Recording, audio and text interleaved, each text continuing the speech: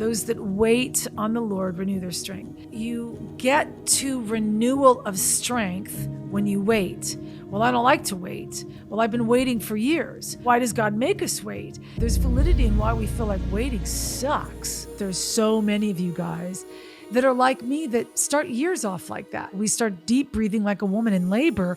But if you guys are in a place where you are at the end of wandering in the desert, where you are questioning whether or not God will ever do it, if you are sad and you feel depressed, or you feel like there's this, I don't know if God's ever going to do it, I don't know if he's ever going to hear it. And I've had this kind of encounter with the Lord where I've felt like the Lord is like,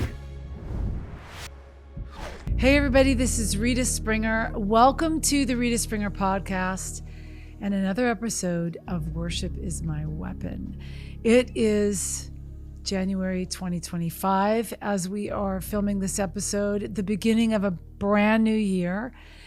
And for some of us, that's an amazing thing. And for some of us, that is hard because we don't know what the year has for us if you have come out of a year that's been really hard. And I want to talk a little bit today about some of that stuff because I feel like I really want to encourage you guys in your process this year. I know I've had some encounters with the Lord in the past couple weeks here, coming into the new year.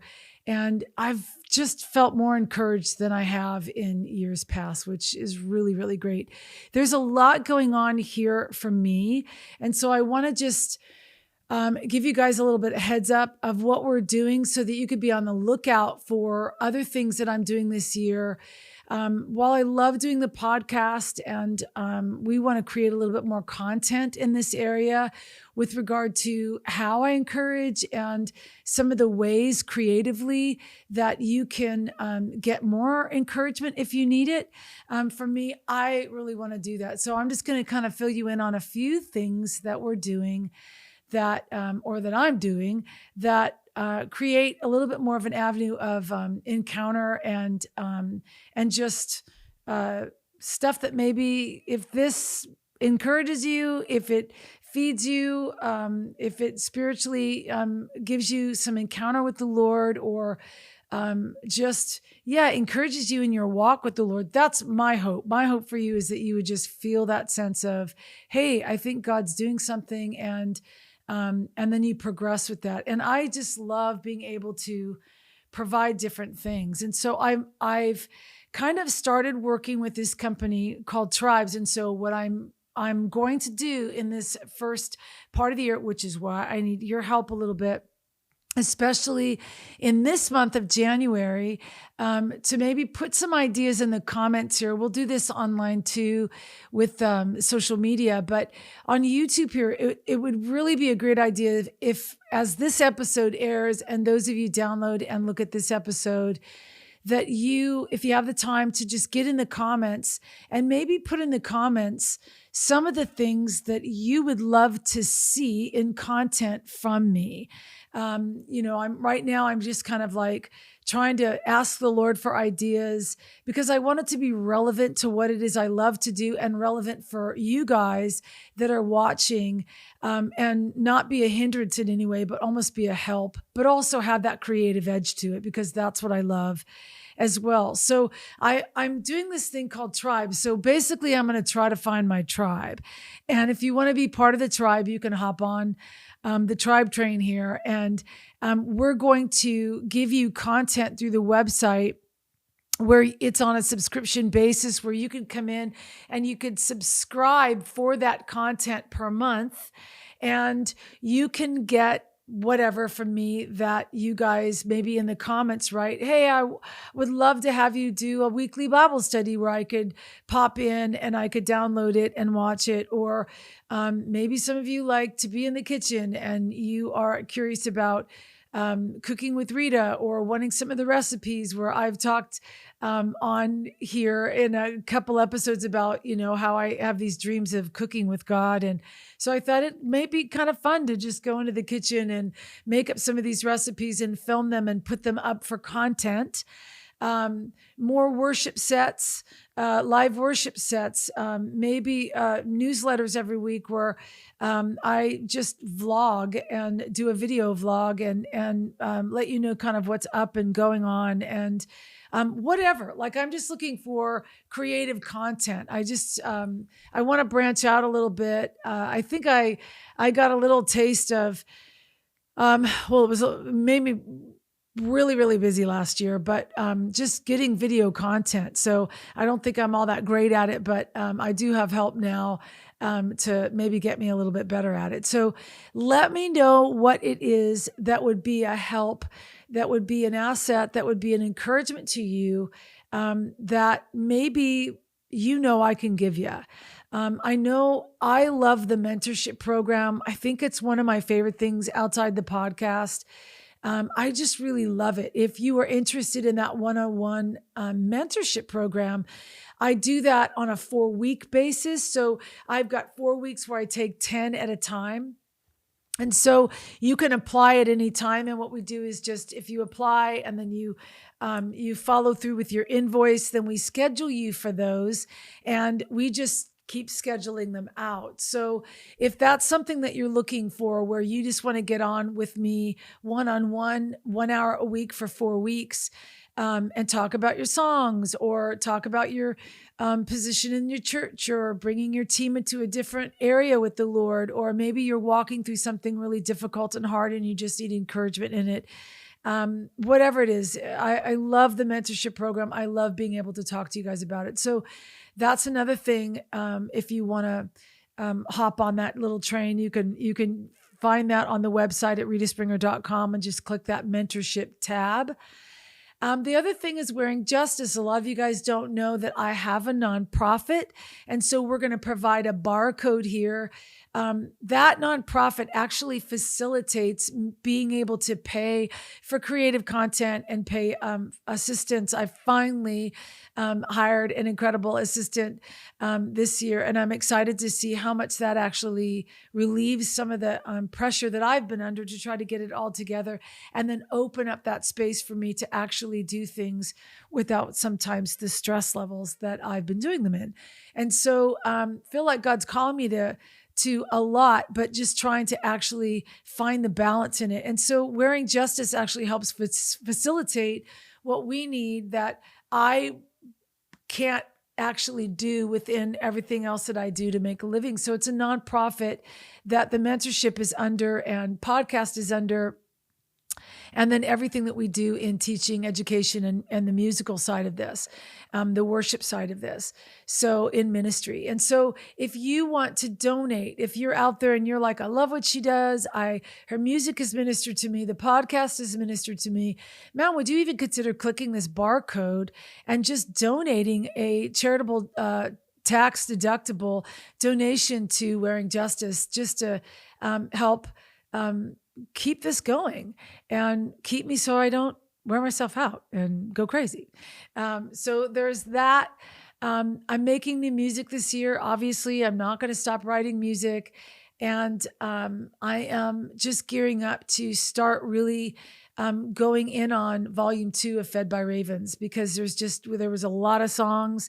And I just kept looking at some of these songs and thinking, these are just too good not to put on a record. So why don't we just keep going and getting people out of the wilderness and on their way into the promised land. That's my goal. So anyway, okay, so all of that's going on. It's going to be really a crazy, wild, busy year. I also am still traveling quite a bit. I'm actually headed out of the country a few times this year, which that's going to be a little bit crazy. But if you're out there and you've got an event and you're like, man, we would love to see Rita at our event and hear her speak at our event, or encourage the women at our women's conference, or do a night of worship, and you want that, you can also book me. I think sometimes people are like, how do we book her? She's so hard to book. It's like, it's not that hard. You just go to ritaspringer.com and fill out all of that needed information in booking. And then if the dates work, I would love to come to your event and would love to be with you, what God's doing with you guys. So know that it's a very crazy, busy life, but I love it. I wouldn't be doing this if I didn't love it. I think really finding like the ease and learning the rest is always it's always feels like sometime you're just in a really crazy game of Monopoly, and you just wonder if you're ever gonna land on a good space. But what happens when we get to a place where we're serving God and we're serving God and we're in it, right? We are in this journey. We are committed to really just trusting God as best that we can in this. But years of just long suffering and asking the Lord for things and waiting and waiting. I talked last year a bit about just, the verse in Isaiah, they that wait on the Lord will renew their strength. They will mount up with wings of eagles. They will run and not be weary. They will walk and not faint. And when you look at scriptures like that and you're in the midst of how crazy life is, for me, it's not just busy and the stress of being busy, but it can really feel like a hustle. And I think my life would be so much easier if I just lived off of royalties and could just pick and choose what I want to do and just wake up at noon every day and just be like, oh, I'm just going to do this and read my Bible all day long. I would love to do that. Like, that would be a luxury to do that. But that hasn't been my story. And I think that a lot of times I fight against what's not my story. And I get upset with the Lord and I distance myself with God without really even knowing it, because I want a different story in ministry. Because there's also, I've talked so much about, for me in the music industry, it's the manuscript somebody else wrote that we're supposed to follow. And there's all of these kind of like, why are we doing this? Like, who wrote the manuscript and why are we obeying all these rules and thinking that God's about this and that the industry is supposed to look like this and God's for this? And I don't think a lot of that is the Lord. I do think it's a man-made business in my industry of the music industry and the worship industry. I think it's a man-made business for the most part. But I don't know that a lot of us would be in this if we didn't actually feel a call to the Lord, not just in music ministry, but in ministry in general. I don't think you would be on staff at the church you're on staff at, or in the evangelism that you're in without it being an actual call from the Lord to be in the vocation that you're in. And I think that in anything that we get involved in as a career in our lives, hopefully most of us that are walking in our faith know that God's called us to certain things. But a lot of times I think we wear ourselves out in ministry per se because we don't know where the level of hustle stops, and trying to actually do what God's called us to do is where that parameter is that keeps us balanced, that keeps us in a just even in a good frame of mind. And I think I've really, really struggled with the hustle of it all. And I think it's the hustle of ministry and the hustle of, okay, I got to do this because God's called me to this. And if God isn't making it easy to make a living at it, then I must not be hustling. I must not be doing this well enough for the Lord. There's all of these things I think that get in the way. And I want to just talk a little bit about that because I feel like I've come to these places, and sometimes I'll post. I don't do a lot of tons and tons of posting. I mean, we do for the podcast on social media, but I've had to do a lot of it in the past year because everything has been on my shoulders. So when I started making the record, I didn't have a label. I've told that story. We were doing it a different way, which means that the hustle is greater because you're not putting it in somebody else's hands to actually own or operate. It's all in your kind of steering and gearing up and doing it. And so the book says that you get a marketing genius in there and you pay thousands of dollars for somebody to market it. Well, that's not the route I went. I went in a completely different way, which again, I'm going to say this here because I do think it's our future. I think there's something that we did with Fed by Ravens in the point system, in the Shell record label company, where we got a distribution company to partner with us in creating a point system instead of having a label owned record, where it's almost like you kind of have to suck up to the man kind of a thing. It's like, which that's not all bad. I'm not saying that's bad. I'm just saying that my era of being owned by a record label, I just felt like it came to an end, and the Lord was like, we're done with this. I want you to pioneer something else, which pioneering, talked a lot about pioneering, and pioneering is difficult. There's a hustle to pioneering, but it's also a calling, and it's also something that God's called me to. And I love that. There's the elements of that. You have to love what you do. So hopefully the baseline to the ministry that you find yourself walking in, the foundational quality for it is that you're called to it by God himself. You're not called to it because someone prophesied over you years ago. You're not called to it because a pastor saw something in you and really told you that that's really what they saw. But you're called to it because you feel like you had an encounter with Holy Spirit or encounter with God the Father, and you feel full of this beautiful thing where the Lord's like, I'm on that, let's go. And so that doesn't mean it's going to be easy, and it doesn't mean it's not going to have hits and grunts along the way, because I'm just here to tell you it's going to.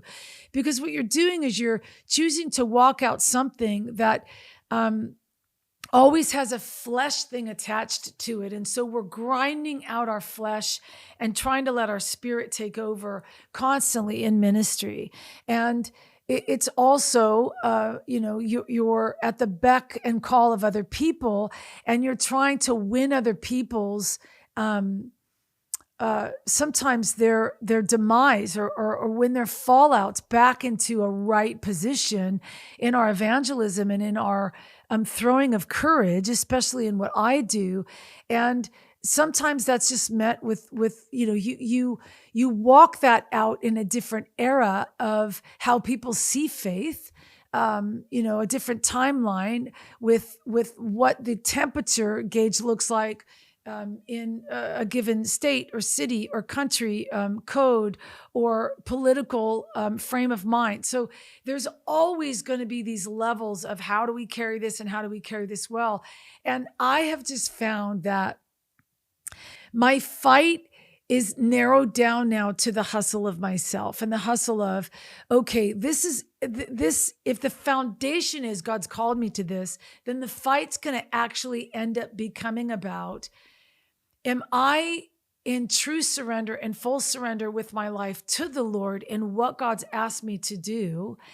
Because if there's a wrestle attached to anything that we're doing, we have to find out where the wrestle is. We have to find out where the uncomfortable thing is.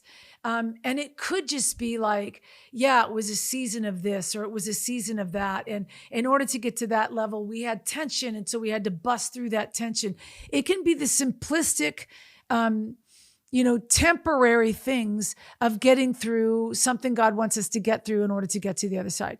But there's a residual effect where we spend years trembling over a new year because the past year hasn't defined us or hasn't brought us or hasn't given us what we thought that God had or has been promising us. And I find so many of you guys that are in this almost like constant state of wrestle, like me. And I've grown so tired of it because I don't want my language every year to be about, well, it's just hard. And yeah, some receive their dead back to life again, as it says, I think in Hebrews, while others were beaten and flogged, and the scripture says that the reward is the same. It's like some of us don't understand that, why it's so hard for some and it seems so easy for others. And we're both in the same journey, doing the same thing. And I'm not sure why. There are no answers that I have for why those things for some people seem so easy and for others it seems so difficult. And I've always been walking in the path of it's just been so difficult. And I don't know if the Lord has tilted my hill a little bit of a steeper climb than others. I think maybe what I've asked for and what I've come into with desires along the way, my eyes were opened up to things I were like that I was like, I think I could find that with the Lord if I ran a little faster. And you pitch yourself into things and you all of a sudden these doors open that do something to your spirit that make you hungrier. And you realize your neighbor that's on the same truck with you isn't as hungry as you are. Does that make you different than your neighbor? But your cost is a little higher than your neighbor's cost because what you want isn't really what your neighbor wants. And I've talked a little bit about that table, that table we come to where you can't judge other people that you're on staff with that don't seem to have the same call or the same requirements that you do in your adventure with God, let's call it. Because there are things that God's calling you into that he may not be calling your neighbor into. And I don't know that, I've been asked before, don't you think that we're all called to the highest quality with the Lord? Yeah, I do. I think we're all called to the highest quality with the Lord, the highest path, the deepest walk of faith. Absolutely. I think God's desire is that all of us use all of the gifts, right? That the Bible talks about, but not all of us want it. Hey everybody, this is Rita Springer. I want to tell you about another amazing product that I love called Air Doctor. Air Doctor is a air purification system. I'm not sure if all of us know this. I know I didn't, so I love it when I get new information. But 90% of our indoor air is 100 times more polluted than, of course, anything outdoor. This is where we need the Air Doctor Pro to come in. Air Doctor Pro actually eliminates 99% of dangerous allergens and contaminants in our indoor air. So viruses, gases, smoke, and mold spores. I have a lot of friends that actually are allergic to mold, and so this is a big deal. Right now, I've got an incredible deal for you. Go to airdoctorpro.com. That's airdoctorpro.com. And you're going to type in the promo code of Rita, Rita. And this is what you're going to get. You're going to get $300 off your order with a 30-day money-back guarantee. And you're going to get a 3-year warranty with that, which is an $84 value, just even in that. So keep in mind, this is an incredible air purification system, unlike any others, and it actually works better than your HEPA filters in your house. So go over to airdoctorpro.com, airdoctorpro.com. Type in that promo code RITA, Rita, and get $300 off with a 30-day money-back guarantee and a 3-year warranty, and start breathing easier inside your house today. And that's the difference, that every human person walking around with their faith has a depth line where they're willing to go. And unless there's a revelation that they are willing to have, my mountain's going to be steeper and higher to climb and cost me more, because I have just gone places with the Lord that it's just a common thing with me. It's like, I don't want to stay here. I don't want to stay here. And when you have found that there's breath at higher elevation spiritually, I think it does make you hungrier. And so I can't keep looking back or compare myself to people that are walking in the same kind of path. And I'm looking over thinking, man, it was so easy for them to get, their donations, or it was so easy for them to get their royalties. It was so easy for them to put out their songs. And then all of a sudden be like, well, wait a second, I'm doing the same thing. I'm living a life that's, I wouldn't call it perfect, but it's got a perspective of holiness and a walk of holiness on it. And I love the Lord with all my heart, and I'm doing this thing. Why is it so hard? And why is it so costly? And why every year does it feel like that when there's these promises that come in and we're writing in our journals as January 1st emerges and we're like, okay, God, here we go. We're going to do this and we're going to do this. And we're like, okay, we're going to muster up the courage to do it. And then we start off the year great, like with that gym membership. And then all of a sudden, 6 weeks to 8 weeks to 16 weeks in, we're like, I don't know what happened, but maybe a tragedy struck, or maybe a diagnosis came in, or maybe something happened, which none of that was news to God before the year started. And God knew exactly how we would respond. And so I'm living now in my 50s trying to be like, man, I can't do this anymore. And I think, I don't know, I could say COVID changed some things, because with COVID, there was such a shock to the system of being up against something that nobody had been up against. And in ministry, and in my type of ministry, because what I do in ministry, I have to watch how the church reacts to things that occur, and in real time, because when things occur, it affects my contractual obligation with the churches. And so when you make your living like that, you almost have to, like, I would act or respond differently, but the institution that's invited me to the event, if they're pulling off and they're canceling and their effect is this, then it's affecting me. And I don't think anything's affected us like COVID. I do remember, in when 9/11 occurred, and it was kind of this ricochet where, all the airports were shut down and blah, blah, blah. And I remember thinking when that occurred, it was really scary. And back then we didn't have like the streaming and all that kind of stuff. So we were still selling product on product tables. We were still making CDs. Which was, for someone like me, and for someone, in the music industry, that was a big part of our income on tour. And so when you're doing ministry on the road, and like 9/11 happened, I was like, oh my gosh, this is going to tank everything. And really what happened was the church just rose up. It was almost like everybody wanted an event. Everybody wanted to kind of that's how I think they wanted to fight. And so I was busier after 9/11 than I'd ever been, because the church almost got this muster in her where she just was like, we're going after God. We're going after revival. We're doing this. And so ministry just kind of blossomed. And there was just this thing where in the middle of it, I was like, man, you really do have to trust the Lord, because you can't let fear take a hold of you in any given thing to shift your life, whatever God's called you to, whatever God's called you into, even in a belief system that he'd ever leave us or forsake us. Right.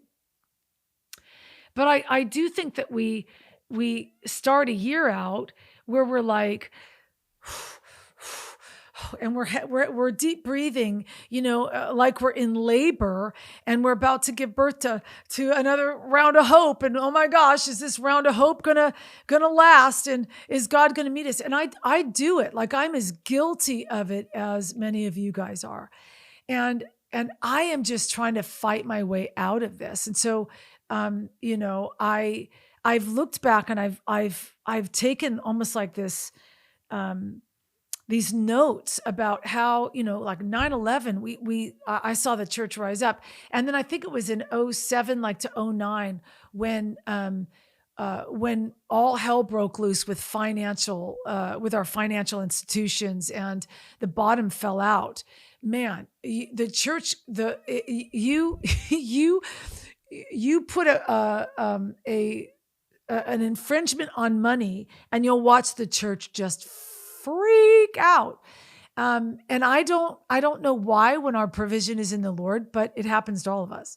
And so in those months, in those years of 07 and 09, I watched the church just lose herself. And there were cancellations right and left because nobody was spending money. And it was just this fear of finances and blah, blah, blah, blah, blah. And then we've had COVID, which, zapped us into isolation, and changed the industry that I am involved in.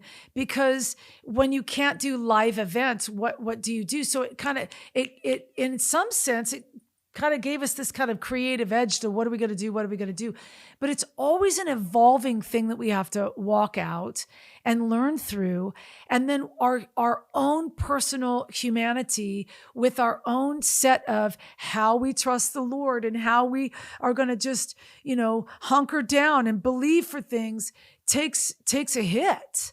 And I just want to try to address that, to encourage that. And so many of us that start a year out with hyperventilating, and man, anxiety's on the rise, panic attacks on the rise. And we talk about it all the time. In fact, I think we've made anxiety a pillar. And we've made everybody so aware of our anxieties and so aware of like, well, I don't think we could do that. I don't know. My mental health. And I'm like, man, I want to get into the lingo and the language as Christians and as people who, man, really just believe that God is who he says he is. I believe that God is who he says he is. And so then I have to ask myself the question, then why do I spend time in a gutter worried about how God's going to meet this, or how God's going to finish that, or how God's going to, advertise this, or how God is going to market that, or how God's going to get through this, and it's like, I am so exhausted with this lack of trust in God. And it happens to all of us. It's there. I know that it's part of the enemy coming after what we burn for. I get all that. And so if I burn to throw courage on people, then discouragement, again, is my thing, right? This is my motto. This is what I talk about all the time. And I want to continue talking about things like this and remind people about the burn, because it's the epicenter. It's the center of our being. It's the very thing that I function out of, you function out of, whatever God's put in you to burn for. But it is the very fire that the enemy's constantly trying to snuff out. And how does he try to do that? If he's come through a side window and you're used to him doing that, maybe, now he's coming through a floorboard, or coming through an attic ceiling, or something. And I'm always like aware of, okay, where's the enemy trying to bring discouragement?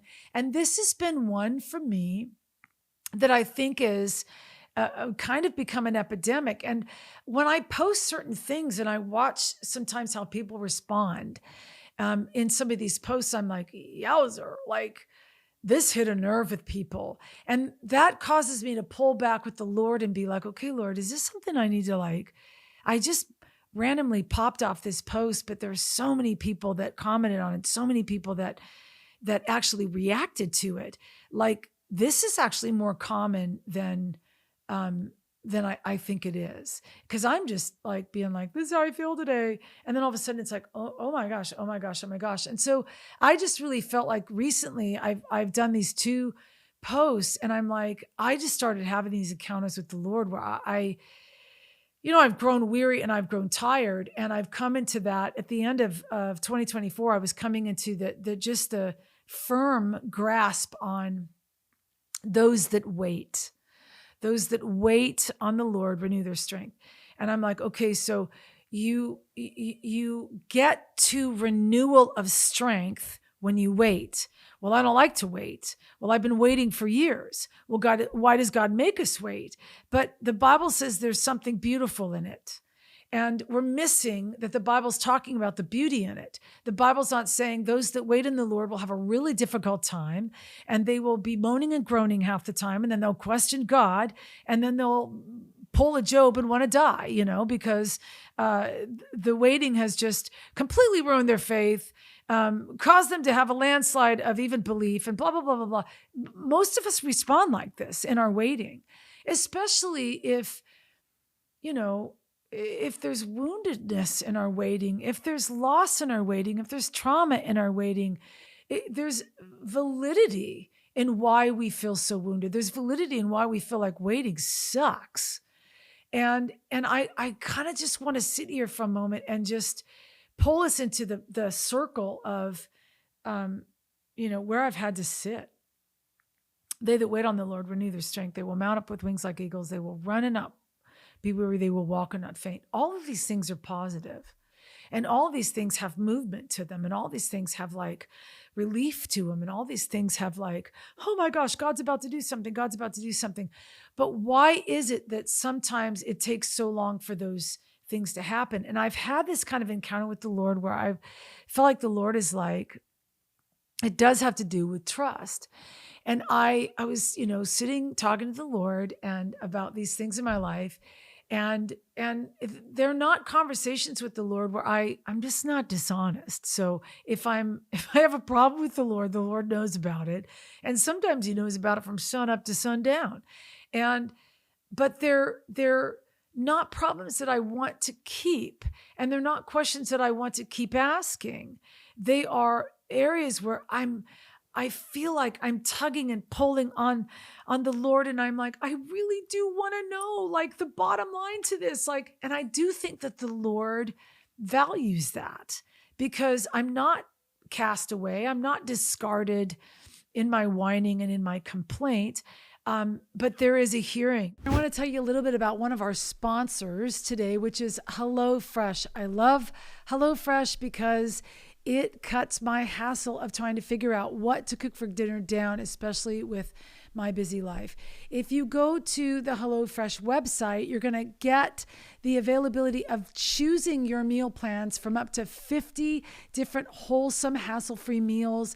And you have different plans to choose from. There's like the new ready-made plan, which is kind of like from the fridge to the fork in less than 3 minutes, and the prep and bake. Here's what you're going to get when you go to this with the discount I'm offering you today. You're going to get up to 10 free meals, and you're going to choose a free protein, a high protein in each of those meals. So you're going to get one item per box for life, but you're going to go to hellofresh.com/lowercase Rita 10FM. That's hellofresh.com/Rita 10FM. One item per box with an active subscription. Free meals applied on the discount on the first box with a new subscription only, and that varies by the box. So again, you're going to get 10 free meals if you go to hellofresh.com/Rita 10FM today. I've spoken a lot about one of my favorite passages in Samuel with Hannah. And the birth of Samuel, and how I really believe it's revelation that a lot of our asking and our seeking and our knocking and our God, would you please respond to this? Will you please answer these prayers? A lot of times it isn't what we're asking for that is why we're asking for it. It's not the end result of getting the baby for Hannah that was the issue. It was really, I think, in our faith derives something in us that says, God is a listening God. God is a listening God. God is a listening God. God is a hearing God. God hears my prayer. And when all of a sudden the revelation that God has heard you comes to the table, and there's no way you can't see that God's heard you. However that displays itself, whether it is God actually answering a prayer like Hannah to have the baby. So for some of you that have prayed and prayed and prayed for God to give you a baby, a literal baby in the natural, and then God has answered those prayers, you know exactly what I'm talking about. You know exactly what I'm talking about when that deep void has been actually heard. There's something that ignites your faith that overrides the baby and the gift that the baby is. It is, oh my goodness, I've been heard by God. And I think that God has gifted and knit us with a greater need to see a hearing God, to know that there is a God who hears our cries. And there's something that happens when God hears our cries that does something to our spirits. And I think it does. I think it advances our spirits to a place where we get to a position or a place of authority that we hadn't had before that changes the game for us. And so I think that we're held in a cell of a kind of a prison of sorts of our faith, in our faith, until those things happen. And so if you're like me and you're not leaving the space without finding out what God is saying, I don't want to leave the prison cell that I'm in without finding out, okay, was there a reason why I was here? What was the reason? I don't want to go out these doors without learning the reason, because I don't want to come back here and have to redo this and do a do-over of this. That's the kind of personality I'm. Some of you aren't like that. Some of you have to revisit that cell and revisit that cell. And the reason your faith becomes deconstructed is because when you're in the cell, you really don't learn the lesson. You're not gleaning the things. And so when you get out, you either break out or you crawl out a window, or when the doors open, you leave upset or angry. And so your disillusion and your anger kind of changes the way that you had the experience, so that you leave without the thing that God wants you to glean in the process. I don't think, maybe in some sense, God purposely puts us in those places of trial and error. But I think a lot of times it's our humanity. It's the journey that we're on. It's the path that we're on. If I want to do this in ministry, if I want to encourage those kind of people, if I want to grab a hold of those kind of people, and let me just tell you, like even with the mentorships that I do, the one-on-one mentorships that I do, sometimes I'm talking to people and I'm like, I feel like the luckiest girl in the whole wide world, because I'm like, who would ever have found this person? Like, this is like the luck of the draw. How would that person and that person and that person all be in the same school and they all have the same similar blah, blah, blah. To me, I'm personally having these revelations with the Lord being like, you are insane. So God is proving to me so much of my life in ministry, how he is actually for what I'm doing, because I'm willing to do it. But I'm willing to do it, which means it's put me in a position of movement. So I have to move forward to do it, which is also a position of cost. So anything that we're moving toward in ministry has a position of cost, and it's going to cost you something. Worship's going to cost you something. For me, in the natural, in the physical, it's cost me my spine. It's cost me my sciatic. It's cost me, nerve damage. It's cost me those things. And there are places of waiting for God to heal. And so there's a cost involved, and then there's a waiting involved, but there's also this beautiful place of, in the waiting, there is strength. In the waiting, there is renewal. And I have to be willing, if I'm willing to step forward in ministry, I also have to be willing to duke it out with God in the personal stuff and in the conflict and in the tension of what he has not yet done, that I enter into a whole new season being willing for God to do whatever God wants to do and find absolute true surrender. What is actual true surrender? I don't know. And I'm not going to sit here and pretend that I do know, but I'm going to give you some things I feel like the Lord has just kind of opened up in my life that, I'm like, for the first time, I'm seeing it in a completely radical way. And I hope you can capture this, because, it's kind of new for me. That's why I wanted to start the year with it. And I want to throw it on you guys, because, it's just always my hope to be like, are you guys stuck in the waiting, trying to look for the strength, trying to be like, okay, so you mount up with wings like eagles and you run and you won't be worried, you walk and you won't be faint. Well, I'm weary and I'm not walking and I'm fainting. And we've just entered a new year and I'm like, okay, God, I'm surrendering to you, and we're pushing toward the hope that God's going to come, but we don't know. And I realize that there's so many of you guys that are like me, that start years off like that are just like, oh God, here we go. We start deep breathing like a woman in labor. And we don't know what the year offers us, because if the past year had so much to it, and the past year behind that had so much to it, and the past year behind that had, and the past year behind, and then all of a sudden we're stacking on top of each other all of these years or there've been these kind of dents and these bruises and these things, but we're still putting on a smile and we're still doing it. And are we getting through some of it? And are we getting revelation? Yeah, for me, I have to. I don't know how you guys are, but for me, I'm like, I will not live this year out without getting something out of it. And so because there's such an intention with me, I'm always going to get something. God's always going to be seen in the midst of it. Again, that's how I journey and walk out my faith. I don't know how you guys do that, but I would encourage you to punch. If you're going to punch and complain with at least the, pour your complaint out with the follow through of whatever you have for me. I want to see it. Regardless, I want to see it. I want to see it. I want to capture it. Don't let my eyes be blinded to what it is I have the possibility to actually see, and then learn from, glean from, and move forward in. And so I've been in that position, the 2023 hard year, God telling me, do this record.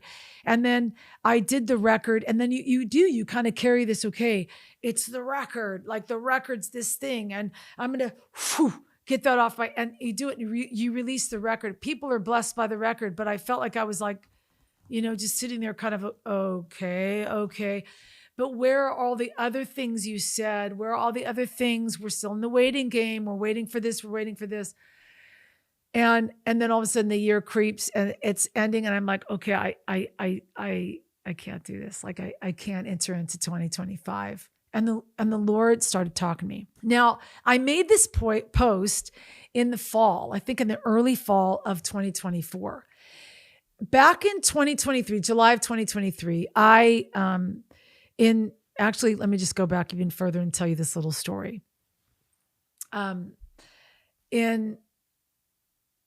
don't even remember when it was, but I think maybe 1998.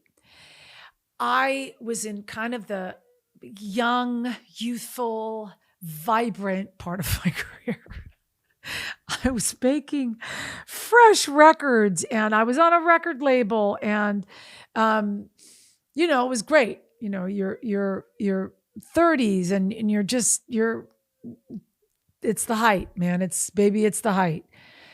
And I started having this issue with my voice. Now I've always kind of been, asked if I have nodules on my throat. People, used to think when I was younger, I must smoke packs of cigarettes a day because of this hoarse kind of low throttle to my voice. And it was like, no, don't have nodules. No, to all this, no. And I know that I've said it on here before. I do think that when I had an accident as a little girl and it changed the shape of my nose, and I got a deviated septum, I began to talk the way I talked and I have the voice that I have. So I think God planned some of this. I think God knew that I would end up having this low throttle to a voice and have a very unique voice that ended up being a singing voice. Well, I don't know that I've ever told this story. Maybe I've alluded to it and maybe I have on an Audible podcast, but I had this season where I forget which record I was making. I know it was the All I Have record. And I was living in Southern California at the time. And I just started to have issue with my voice. And so I went into an ENT specialist, and the ENT specialist basically said, your voice is exhausted. Your vocal box is exhausted. You need at least 3 months of vocal rest. Well, I make a living off my voice. And so if I took 3 months off, I would be in the hole. And so I'm like, I can't do that. Like there's no other way for me to make a living. I can't really do that. And so I don't want to say blasé about it. There was just this thing where I remember being this young, 30 something, I think, and going back to the Lord and saying to God, hey, look, like if there's going to be drama on my vocal, registry, and this is going to be like this season or this like journey of like having to always deal with stuff with my voice, like we can find another career. Like I'm just not going to spend time doing that. I'm just not doing that. I'm not going to let this own my life. I don't know why. I was like that, but I was like that. I don't know if that was just an internal thing with me, but that I didn't realize how huge that was.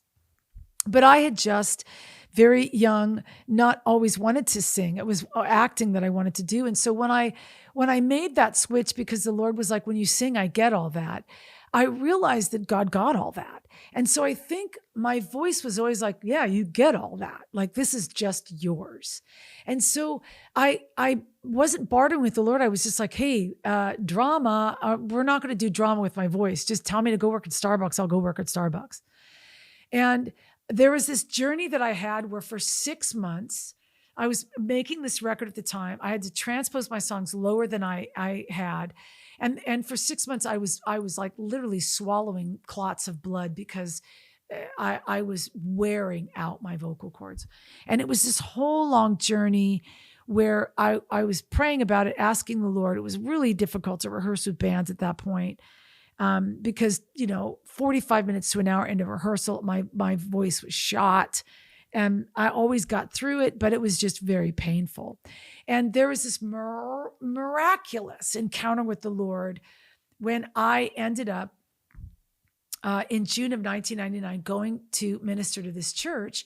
And while I was there, this thing was happening to my voice, and I was praying for the Lord to just resolve it, talking to the Lord about it. The Lord would not talk to me about my voice. He wanted to talk about whether I would choose to prophesy to this person or prophesy to that person. I was like, of course, whatever you want me to do, I'll do it.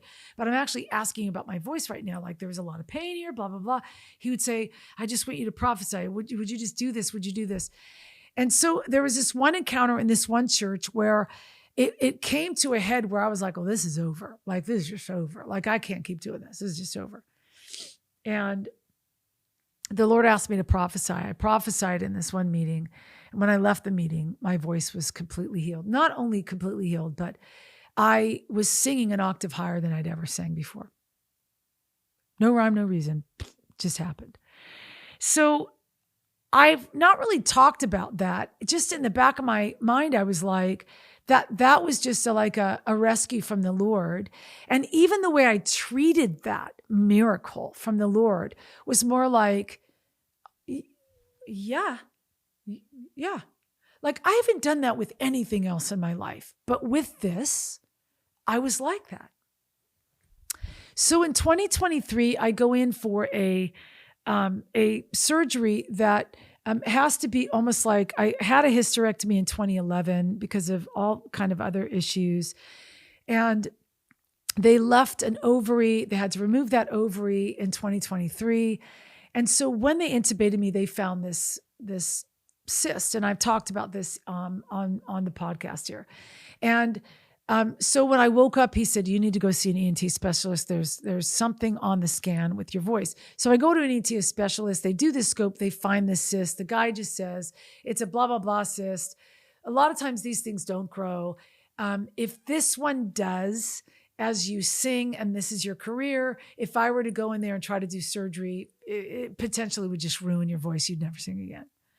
And my response was, okay.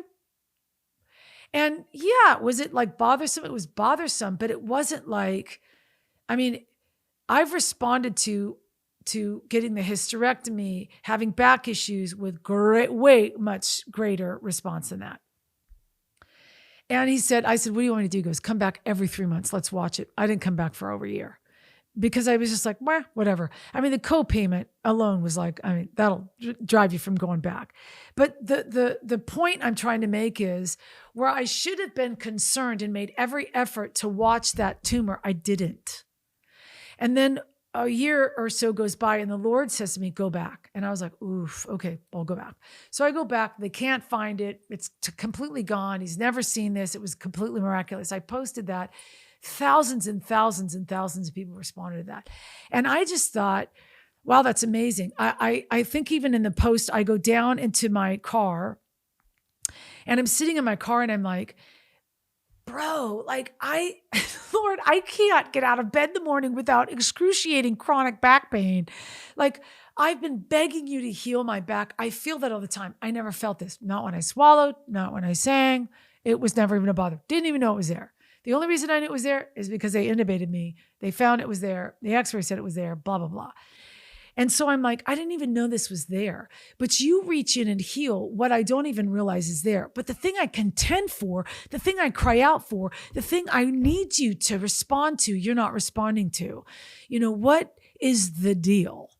And the Lord said to me in the car, and I think I said this, the Lord was like, the enemy can't have your voice. You just can't have your voice. And so there was this this recollection of 1999 where the Lord was like, yeah, you can't have your voice. And just settled, done. That's it. Almost as if the enemy tried to get onto the battlefield of my voice and tried to throw an arrow. And the Lord's like, caught the arrow with his hand and broke the arrow in two and threw it on the ground and backed the enemy off the field.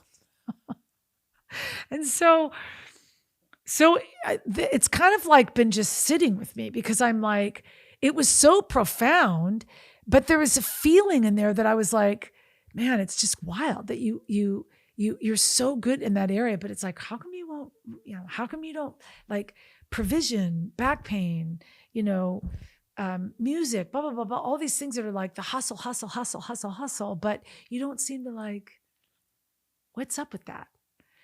And so I've been really contending over these things because I'm like, okay, there's got to be an answer. Like there's got to be an answer. So as I'm punching and contending and thrashing around, and so I'm sitting out, and this is in December, and I'm sitting out and just talking to the Lord and dealing with all this kind of stuff and all these things that just are part of the hustle and part of like, well, how am I going to do this? And how am I going to do this? And what am I going to do? And the worry and realizing, man, I'm carrying worry differently. And, those of you going through menopause, let me just tell you, it's hell on earth. And so there's that factor too, because, your whole body's changing and blah, blah, blah, blah. And I want to do all this well, but it's just not going well. And so I'm sitting there and Holy Spirit says to me, do you trust me with blah? Do you trust me with blah? And I knew he was like, I don't know if God's ever asked you this before, like, do you trust me? And I think some of us can say, yes, yes, I trust you in this area and as best I know how to in this area and blah, blah, blah. And then some of us really are like, yes, Lord, I'm trusting you. I've been trusting you. My prayers have been trusting you, blah, blah, blah.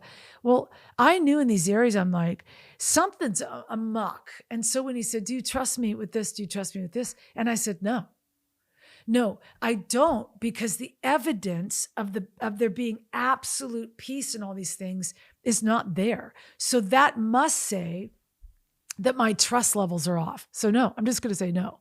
Like, that's not a mean thing, God. I'm not trying to be mean. I'm not trying to be unchristian-like or ungodly girlish. I'm just like, yeah, no, that's like, there's got to be some problems there, because in the waiting, I don't find the renewal of my strength. I'm not mounting up. I can barely get out of bed. I'm not mounting up. And I want to, and I know that's you. I know that's you. And all of a sudden the Lord just said, okay, so you don't trust me in these areas. And then he flipped around and he said, can you try? Would you try?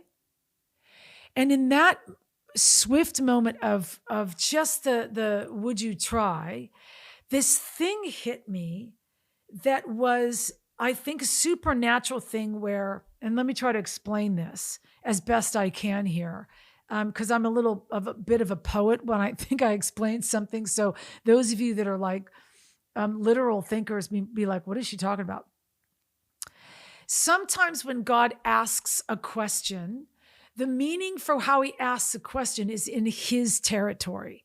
And so he asks the question, and the question hits us with the meaning of where we are in our territory. And so he asked the question, do you trust me? My response was absolutely not in these areas. Because if I did, I think that these things would be relevantly better off. And so this is my own flesh. This is not because you haven't been good. It wasn't a response because God hasn't been good. My response was no, because I haven't handled how you've been asking me to trust you well. So get that. So when he said, can you try? When he says, can you try from his perspective, it was the same thing and came in the same package as if you try, or if you could try, to me, it's the same thing as you are trusting me. And so when it hit me, the meaning of the way he said it was, could you just try? And I realized that the way I would respond to that was, my trying means it looks like this, and it looks like this, and it's going to cost me this, and it's going to cost me that. And in his request for, can you try? It had all of the necessity, all of the things needed to just respond, yeah. Like, yeah, instead of thinking what I don't have to even try, I can just respond to you and say, yeah, I've got what it takes to try. Like, even in the demise of all of where I don't have peace, I've got what it takes to try. And that was revelation to me. Maybe that's lost on you. I don't know. But for me, it was revelation to me because I was like, oh my gosh, you're not asking me to succeed in trust. You're asking me to try. That is a whole different ravine to cross over than me looking at this gaping hole in the ground and being like, I don't even know where to start. And I was like, yeah, I can try. And all of a sudden this hope came on me where I was like, yeah, I can try. And then he started to ask me these questions. And this is where I came into a revelation of full surrender. And so I want you to stick with me here if you're struggling in these areas of your life. He brought up the voice. And he said, did you find it odd that your response to your vocal cyst disappearing from the film footage of that scope, wasn't that odd for you? And I was like, what do you mean? He goes, no, the response, you have all of these other responses. And then you're so great with me in all these areas, but you're contending with me in all these areas. But I wiped out a cyst, and your response to it was like, yeah. And I'm like, what? He goes, no, your response to it was like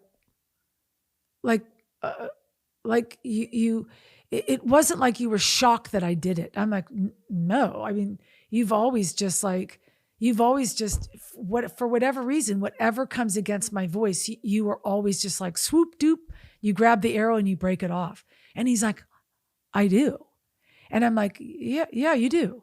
And he's like, no, I want you to sit there and think about, why do you think that's the case?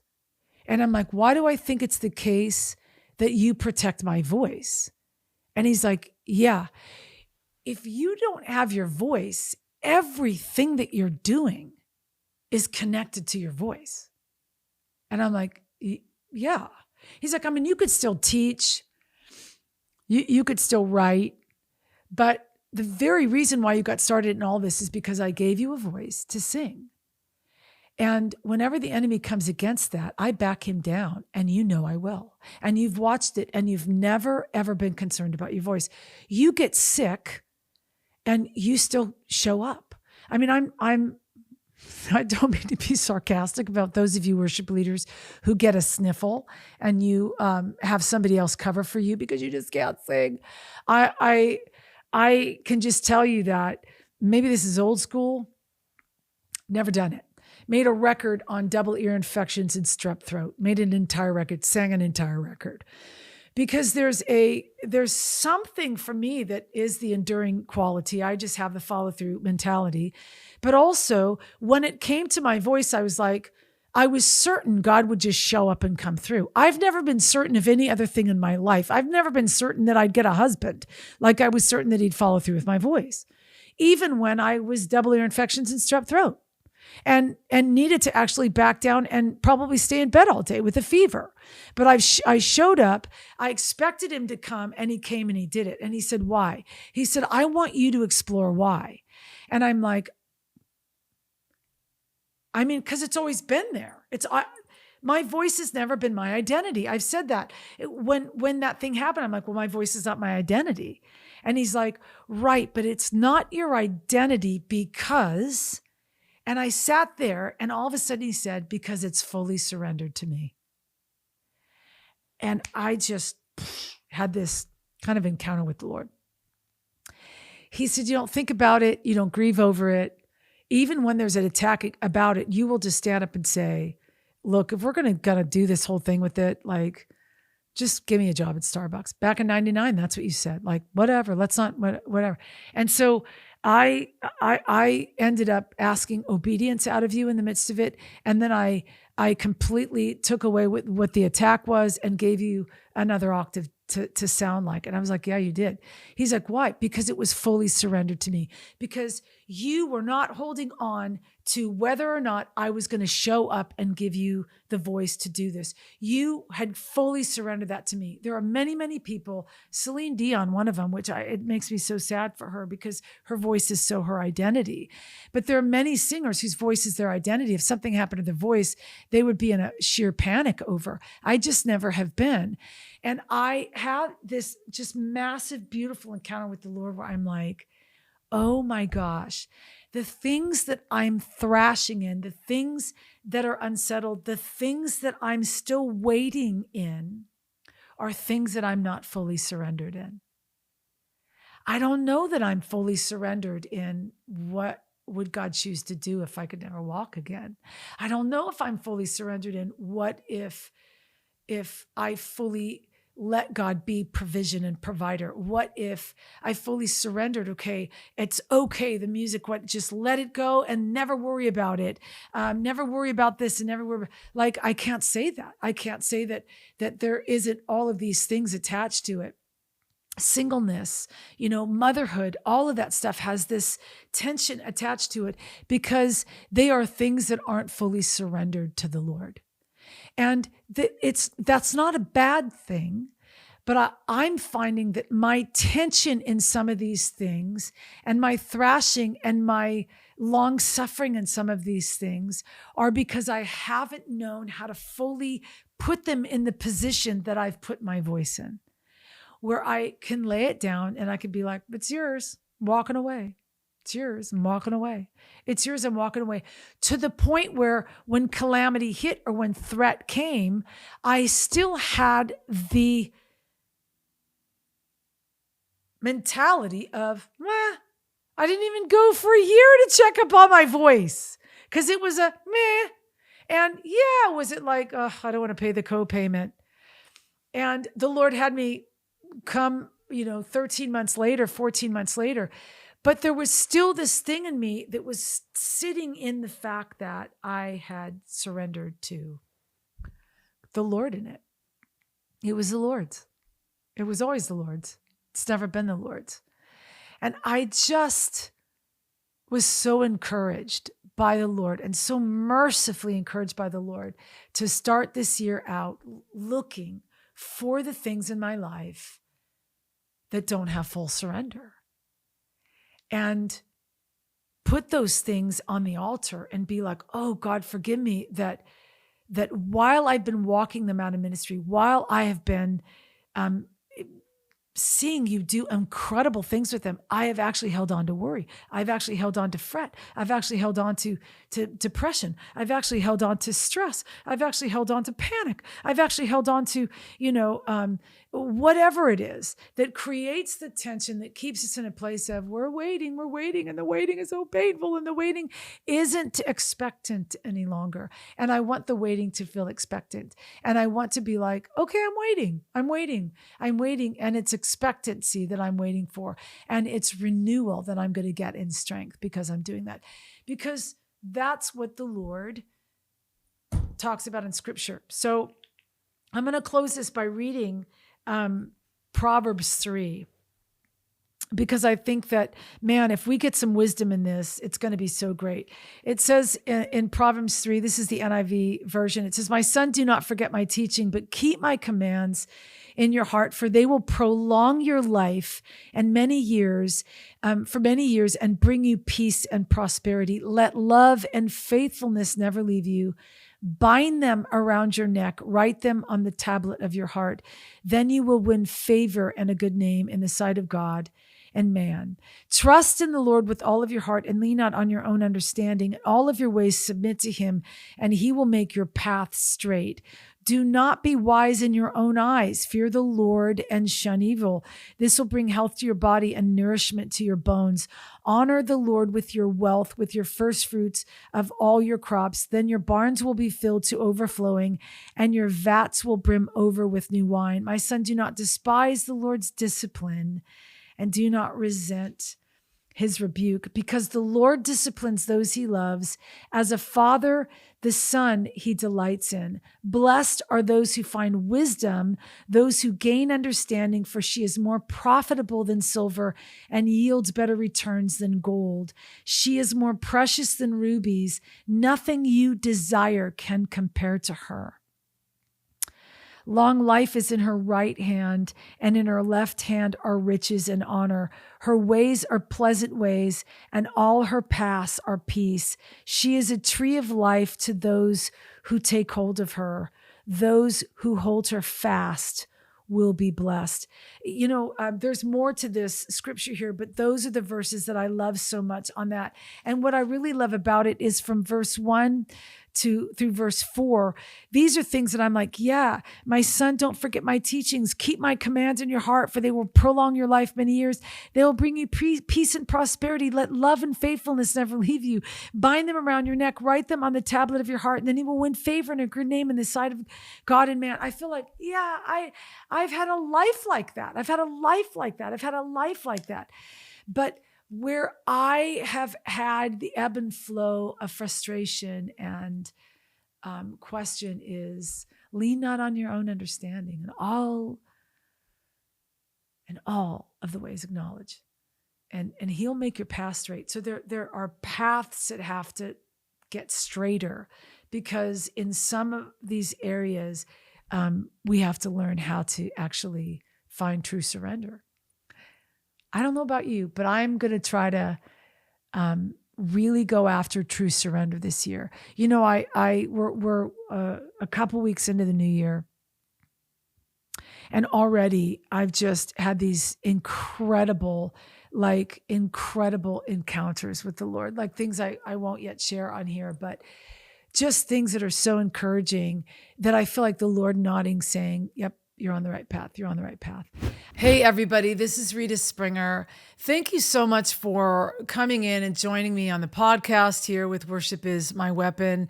There's a lot of things I'm doing right now. And one of the things that we provide alongside this podcast is a newsletter that we do, that we send out to those of you that are subscribed, where I just answer questions and kind of give you information. And sometimes you guys are able to write in with questions that you just are curious about. We love that. We love that interaction. I actually love to interact with those of you that want something a little bit more beyond the podcast. So if that's you, make sure to get our newsletter, sign up for our newsletter, subscribe to the newsletter, and stay in touch with all the things that we're doing here on the podcast in that newsletter. I don't know where you guys are at, because only the Lord knows where you guys are at. But if you guys are in a place where you are at the end of wandering in the desert, at the end of wandering in a wilderness of sorts, where it's the 40 years of wandering roundabout and roundabout.